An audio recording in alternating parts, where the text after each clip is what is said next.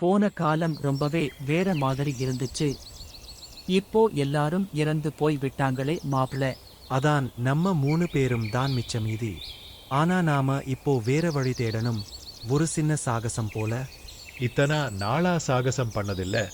சாயந்தரத்துல சாதம் சாப்பிடுறேன், அதுவே சாகசமாயிருக்கு.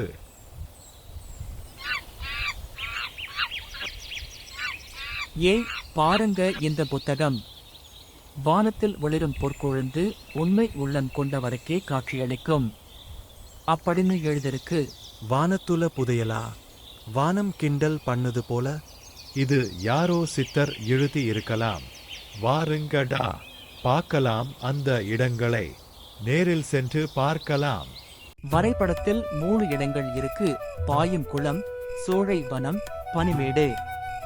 முதலில குளம் சென்று பார்க்கலாம். நான் எல்லாம் ரெடி பண்றேன் சக்கரா. நீ இந்த பயணத்தில் எப்பையும் போல தூங்கக்கூடாது.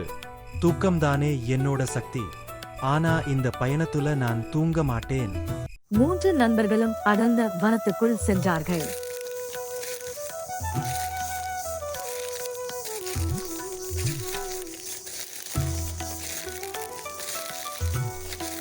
இது என்ன பாலம்டா? சின்ன பாதையா பயங்கரமா ஆடுது. நம்ம 3 பேரும் ஒரே நேரத்தில் நடக்கணும். நம்பிக்கைதான் இந்த பாலத்தை கடக்க வழி. ஒருவர் பின்னால் ஒருவர் சென்றார்கள். நம்ம பசங்க இத பார்த்தா சாகசம்னு சொல்லாம நம்மள கிண்டல் பண்ணுவாங்க.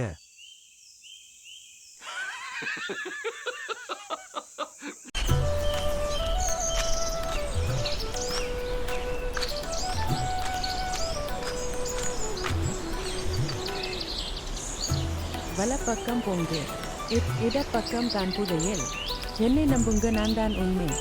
அது என்னடா மரங்களே பேசுது? இது ஏதாவது சோதனையா இருக்கும் போல. அது நிச்சயம். உண்மை சத்தமில்லாம வரும். அமைதியா நிற்குற மரம்தான் உண்மையான வழிகாட்டும்.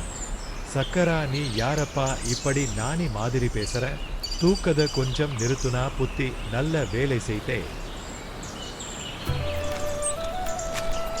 அமைதியா இருக்கும் மரத்திற்கு பின்னால் உண்மை பேசும் வழியில் சென்றார்கள்.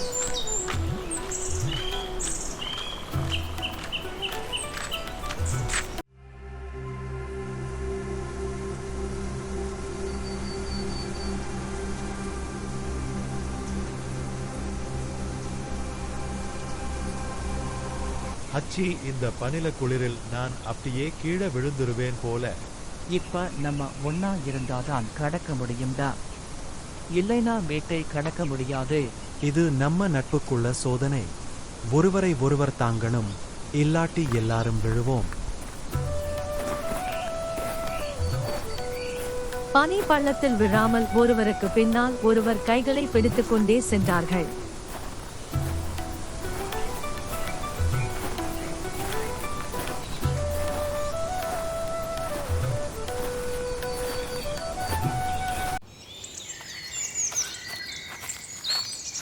குகை இருக்கும் இடம் தெரிந்து 3 நண்பர்களும் மெதுவாக குகைக்குள் சென்றார்கள்.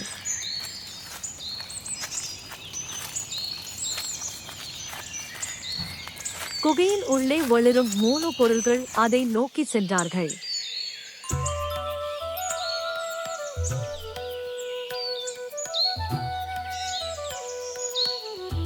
இந்த பொட்டலம் நட்பு எழுதிருக்கு. இதுக்கு மேல விலை மதிப்பா எதுவும் இல்ல. இந்த கண்ணாடி தன்னம்பிக்கை. நம்மை நாம நம்புனாலதான் இங்கே வந்தோம்.